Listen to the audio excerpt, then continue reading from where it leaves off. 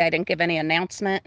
I wasn't actually planning to live stream right now, but then I was like, well, then when are you going to live stream today? Because you didn't live stream the last 2 days because I wasn't up to it. But I was like, when are you going to do it? Well, I don't know. Well, then why don't you just do it right now? Okay, well, yeah. But you're at the cemetery. Yeah, and? But you have coffee. Yeah, even more reason. I came to visit Jenny. I needed to get the hell out. Sometimes you just got to get out. Sometimes you got to get out of your house. You got to get out of your stress. You got to get out of your frustration. No matter how good of a life that you have at home. And I'm pretty dang lucky, and I have a pretty good life at home. Especially, you know, compared to a lot of situations. But obviously, I don't bring everything, you know, I don't bring everything, the message. I don't bring everything to YouTube, right? We keep some things private, and I'm going to keep it that way, but just know that I'm frustrated. And, and I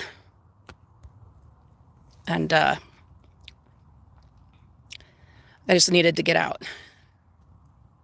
I just needed to get out. I needed to get away. So what did I do? I came here. I came here to cemetery, and I'm visiting Jenny. Who's Jenny? That's my ghost. I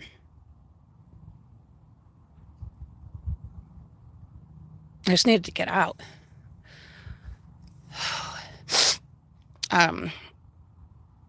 Some good news. Not as good as we would have hoped, but still good. My Xolair, the immunosuppressant for my allergies, should be here Tuesday. So day after tomorrow. We're so fucking close. We're so close, guys. We're almost there. And God, I'm so grateful. I stopped taking the steroids. I couldn't take it anymore.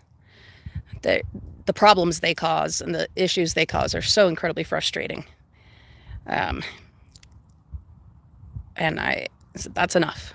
I'll carry my EpiPen with me. I'll, you know, whatever. So I stopped taking them. I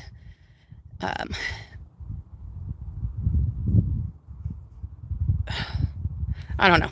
I turned this on. I just got on here without really thinking about what am I going to say? What are we going to, you know, because I had me a good cry, as you can see. Had me a good cry. Got in touch with my brother, my lifelong best friend, and said, we should run away sometime. And he said, okay.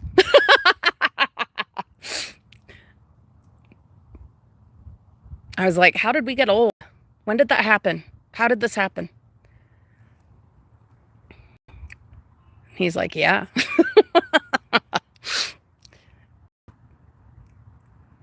So in like November, December at the latest, depending on this upcoming little spinal procedure. I know anything in your spine is not like little, but it's little compared to some of the other things. Once I'm healed up enough from that to fly, he's gonna bring me out to Flagstaff, and we're gonna drink a lot of fine drinks, and we're gonna make an early morning donut run with chocolate milk and coffee and who knows what else, and we're gonna pretend that we didn't get old. We're gonna pretend. We're gonna pretend, and we're gonna run away from being an adult. Look at this big ass coffee, right? Come on now. White chocolate mocha. It's so fucking good. We're going to pretend that we still have life ahead of us and that the world is our oyster. Not that we don't have good lives, okay? We have good lives, especially by comparison, you know what I mean, to so many other people and situations. I mean, it's 2025. Come on now. But even though that's true, it doesn't mean that we don't have shit. And like I was just saying earlier in this stream, I keep some stuff to myself, okay? Even here on my uncensored, unfiltered, no holds barred channel, this is the internet, okay? And I have to keep some stuff to myself. Not because of you guys. You guys are you're my crew, you know, you're my crew. And but it's the internet. Right? So you got to keep some shit back, you know? And it's just that kind of a morning. It's that kind of a day. Morning. It's not morning anymore. It's that kind of a day where you just... You go to the cemetery. Exactly, Bonnie. You need some privacy. Thanks for saying hi on your break, Renee. Thank you, Rita. I appreciate you so much. Your little wind chime thing brings me so much joy out in my garden. Sometimes you just got to run away, and I like to run to the cemetery. I come here to my Jenny, the ghost in my house. Is that weird? That I found her grave, that I tracked her down, that I'm stalking my ghost. She died in my house. She died in my house a tragic but glorious death that I'm pretty damn sure she chose. I have no judgment towards her at this point. I did in the beginning. I don't now.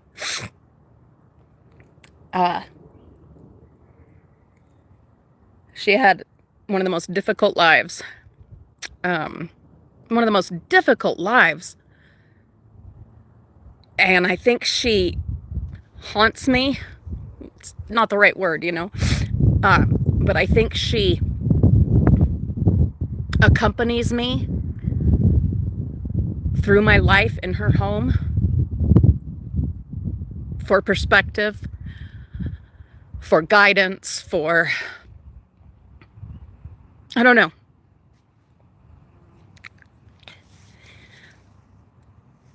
We ended up buying our house in 2009. Hallelujah, right? It's 2025. You can't buy a house in Utah anymore. So we bought our house while I was 6 months pregnant with my son. And we were on a time crunch, and I was headed to a conference, and the home that we were renting was no longer going to be available. We had a very short amount of time to figure some shit out. Olivia was, 2.5? And we just had to find a place. And James wanted to rent another place. And I said, no, I'm done renting. And so we got the hell out, you know, of the renting game, because you could still do that back then. You could still do that. And, so we got out, and, hold on, let me fix this. I need to walk a little bit. My legs are going numb sitting on this little tiny bench. We got out of the renting game while it was still possible. Hallelujah for that. I demanded it, and I think I need to make demands more often. I need to make more demands. We bought our house, and we didn't know enough about the house, the neighborhood, anything. Like I said, we were in a time crunch, and it was just kind of, you know, it was that kind of situation. So we bought the house, not knowing any idea, not a clue what we were getting ourselves into. And so we ended up with a lot of adventures, shall we say, in this house. But goddamn, so grateful to own a house in Utah in 2025. And to have bought it back when like home prices were like realistic and real, you know what I mean? And not this madness, this inflated nonsense that we're in now. But anyway, so there's been a lot of struggles in owning this house. But I think maybe it was meant to be. You know what I mean? Because we got Jenny, my ghost. Yes. We got a ghost. Now, just a side note, yeah, I'm really into horror, slashers, zombies, ghost stories, all that kind of stuff. That's my thing. That's my jam. Not just this time of year, all year. Of course, I ramp it up this time of year, but I never thought I'd actually want a ghost in my house. But I love my ghost. She's a character. That woman, her life was hell from beginning to end. Hell. Did she still have good moments? Yeah. She loved coffee, just like me. She loved her coffee. And so yeah, she had some good moments. At least the coffee, right? She loved gardening, just like me. And you know, gardening, that's happiness. But she lived a rough fucking life. Rough. She escaped. She escaped a bad home life, jumped right out of the frying pan into the fire, ended up pregnant at like 14 or 15 years old, something like that. And then, of course, got married. And it just got worse from there, in my opinion. In my opinion. And then, when her gallbladder burst, she let herself die. That's my opinion. That's me reading between all the lines and looking at the facts and not applying any rose-colored glasses to any of it. She chose death. At, 43 years old? She chose death. And I used to judge her for that. And Jenny, I'm sorry I judged you for that. I don't judge you anymore. I'm not saying I'm suicidal. Don't get all, I'm just saying I've learned a lot. And I've opened my mind a little bit, Life does that for you. So I'm here at her grave, which, yeah, I tracked down a while ago. Been like, a year or two ago that I tracked her grave down. And when I am just like, feeling things and feeling frustrated, yeah, of an occasion, I end up here visiting Jenny. I gotta sit down again. I end up here visiting Jenny. And I wonder, I've wondered this many times, if she, regretted it. Like, did she regret not getting help? Even though help was right next door, literally right next door and available. If she regretted that, her kids got all split up. She had 10 living kids. Jesus God, 10 living kids at 43 years old. One of them, baby Bernice, beautiful little Bernice, was just over a year old when she died in 1917. I wonder if she ever regretted it and how it all shook out. Because the thing is, like, even if you choose to escape, you're free, but nobody else is. You know what I mean? Like, they all get to stay with the results of your freedom. And that's why I used to judge her so much. Until I learned more about her, I got obsessed, as I do. There's a reason that this little channel that I set off to the side is now called my current obsession, because I do. I go down rabbit holes and I get obsessed with things, and and I learned more and more about her, and I don't judge her that way anymore. Honestly, the more I've learned, I've been like, God damn, Jenny, how'd you make it that long? How did you make it that long? She was a strong-ass woman. She was an amazing woman, my Jenny. Sorry, I'm not jumping in the comments right now, but I just need to, like, this is just vent. This is just, let's just get all this shit out, you know? She was a strong woman.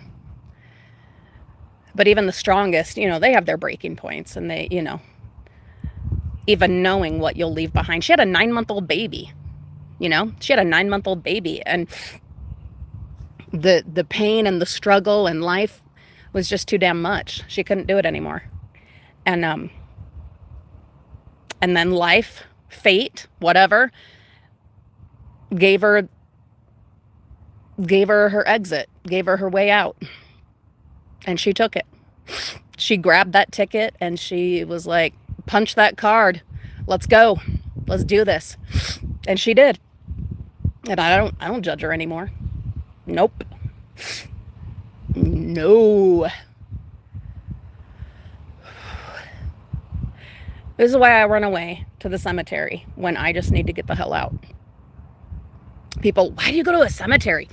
What's that about? God, that's so morbid. That's so whatever. No, it isn't. No, it isn't.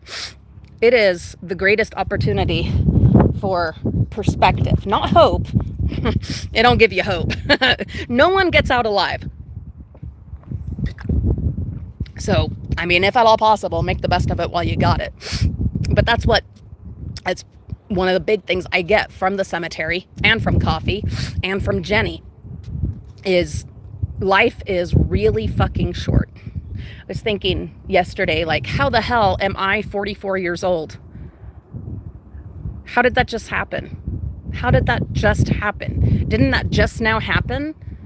Wasn't I just like 19 and moving to the other side of the country to be a nanny in a place I had no idea about, and taking the world by the short and curlies and just like doing it, you know, just grabbing it and shaking it, and sorry, that got a little weird.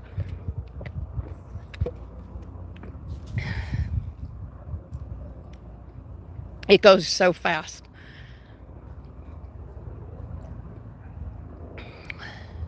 You come to the cemetery. I come to the cemetery to be reminded that, I mean, let's look for a name. Lucy Roylance, who was born in 1904. She's gone. She's dead. Her journey's over. She had a pretty good run. Looks like she was 81 years old when she died. She did pretty good. Her husband, Fred, he was 65 when he died.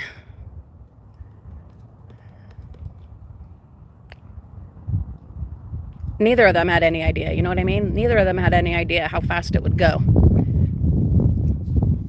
They were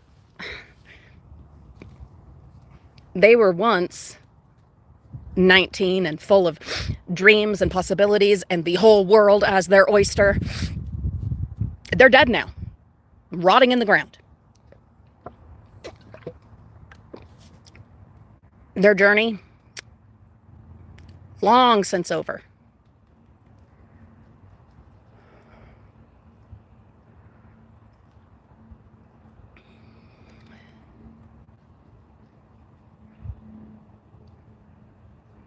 And that's where we all end up. And I come here to the cemetery to be reminded of that. Now, Julie, why would you want to remind yourself that you're going to die? Why would you want to remind yourself of that? Because it helps me live a better life. It helps me embrace the good stuff and wade through the shitty stuff. It helps. It is what it is. Oh, we got one here. He was a World War I Marine. Died in the war. So he was a youngin'. And then this poor little guy, he didn't even get a name. Oh, Jesus God. He was stillborn. July 24th, 1917. Didn't even get a name. He's just infant son. Never even got the chance to have the good and the shitty parts of life, to get to 44 years old and be like, how did it get here this fast? No, he didn't even get a name. He didn't even get a name.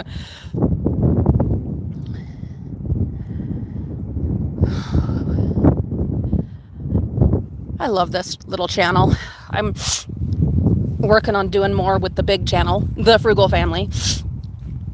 Getting back on track there, doing other things.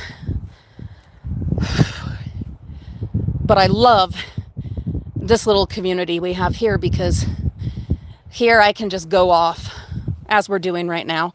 I can just go off and walk around a cemetery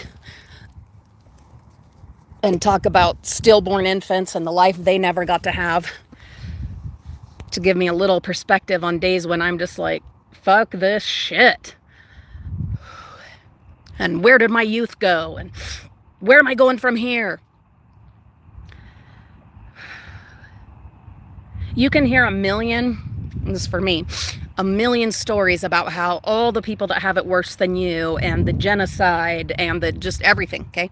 Everything going on. It's 2025. You can hear all these stories and, news headlines and all of it. And for me, it's not nearly as effective as coming to the cemetery. Because all that other stuff, as sad as it is, and as awful, as fucking awful and unnecessary as it is, and entirely preventable, it's over there. And even if it's here in your own country, it's still, to an extent, over there. Until it hits you, of course. Until it affects you personally. But anyhow, when you come to the cemetery, it's not over there. It's right here. It's right here. It's all right here. Under me, far as the eye can see, bodies. Dead and rotting bodies. Lives that were lived or not. Lives that are over, ended, done.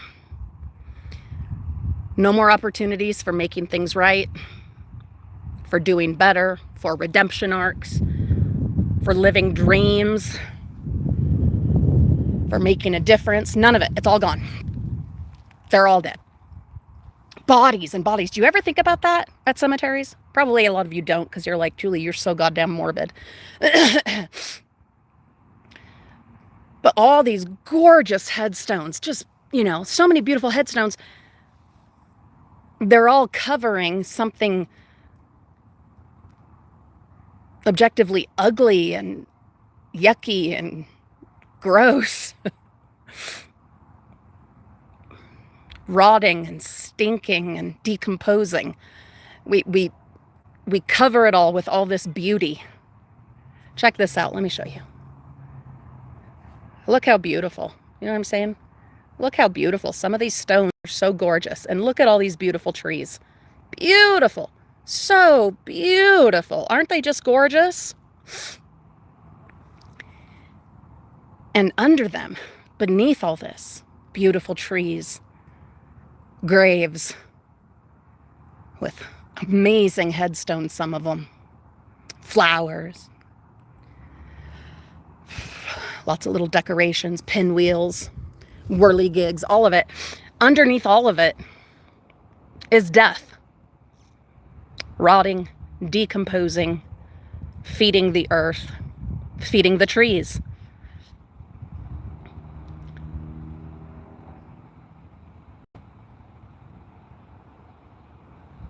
I mean, it gives you a little bit, ooh, even me who, like I said, I do tend to err on the side of morbid. Just err on the side? No, that's just where I am. I'm just often on the side of what most people would call morbid, and I'm okay with that. Underneath me right now, beneath me, beneath all of this, bones. So many of these are, I don't know if even their skeletons are left, a lot of them. They are one with the earth. They are part of these trees. These trees, they are part of these trees now. Gone. And whatever you believe about an afterlife or whatever happens next, really it has no bearing on any of this. It doesn't change the fact that their earthly life and potential is gone. Over. Done.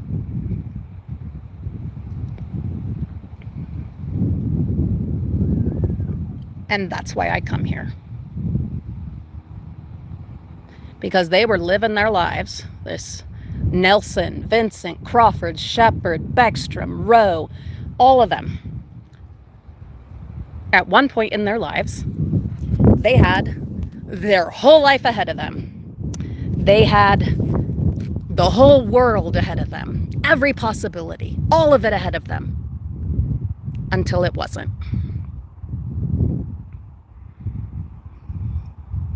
And now they're here feeding the trees.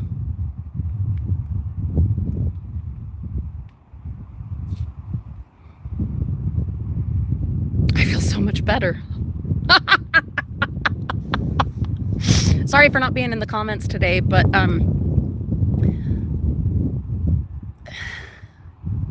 I couldn't. I needed to get all of this off of me, out of me, because it was weighing me down. My eyes aren't nearly as red anymore. I'm not so puffy anymore. Had me a really good cry. Had about half of this ginormous coffee. And I have vented and released and let go and embraced death. No, I don't want to die. I don't want to be dead. I don't want to be in the ground feeding the trees.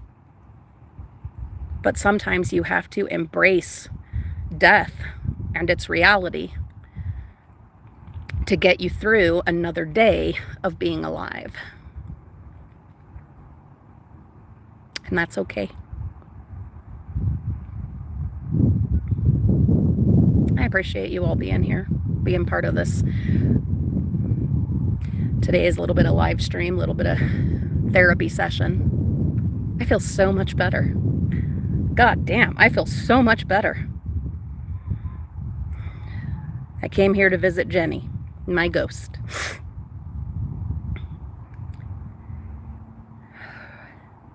And ended up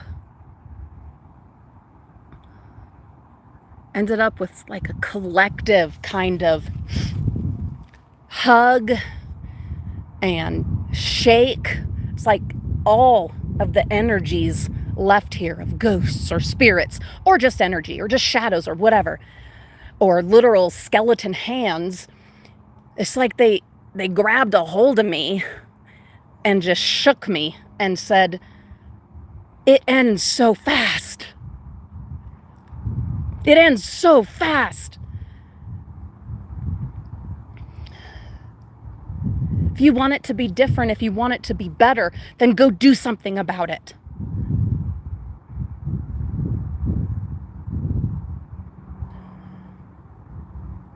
And I'm going to take their advice, and I'm going to take Jenny's advice. And I'm going to go do something about it.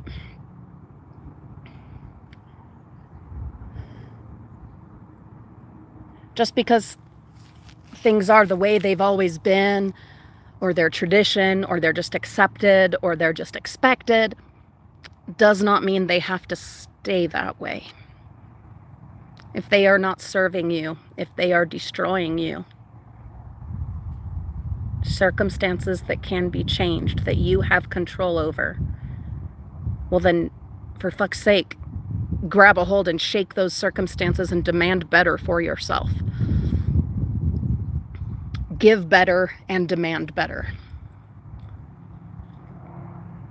And yeah, there will be adjustment periods in demanding change, in effecting change.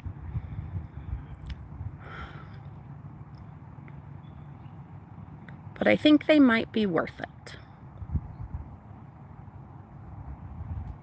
I think that's the feeling I'm getting here. And I got this weird, something weird, wacky kind of feeling in my heart right now. Ugh. Someone come to visit the cemetery. They're driving by thinking, what's that lady doing talking to her phone? No, they shouldn't be wondering that. Not in 2025. No, I got it like something right in the, right in here. Ooh. Ooh. Oh, God, that's overwhelming. Jesus. Don't pay attention to this mess of my hands. I've been gardening.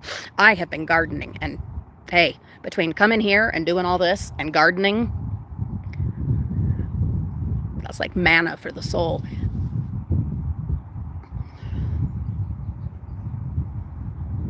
But I feel it. I feel something. I don't think it's indigestion. I think it's the energy, the spirits, the whatever of all of these bodies upon bodies upon bodies, of all of these lives that are over, telling me, don't waste it. And if you've got to make things uncomfortable, well, that's where happiness is. That's where opportunity is. That's where improvement is beyond the discomfort. You got to get past the discomfort, because there's nothing more uncomfortable than realizing you're going to end up one of these bodies decomposing beneath our feet. You, me, all of us. We're all going to end up here. Whatever happens between now and then, well, there's a lot of luck, a lot of chance involved in that, but there's also a great deal of choice.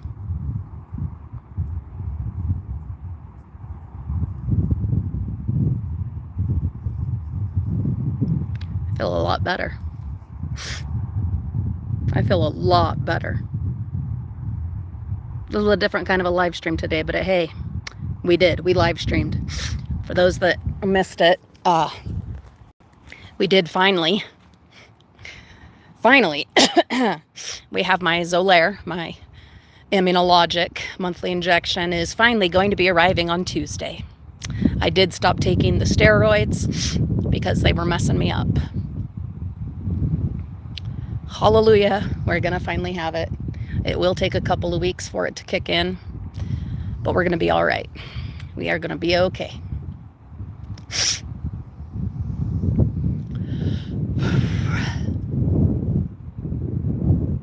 Oh, that breeze. Feels so damn good.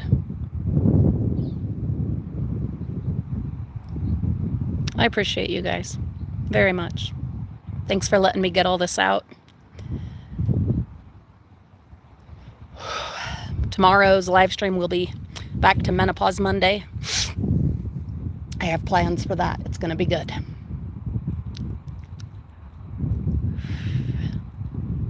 I don't know that you'll get anything out of today's live stream. This might just be purely my own selfish need for perspective and to vent. But if I can leave you with anything, it is this. Life is short, and everybody dies.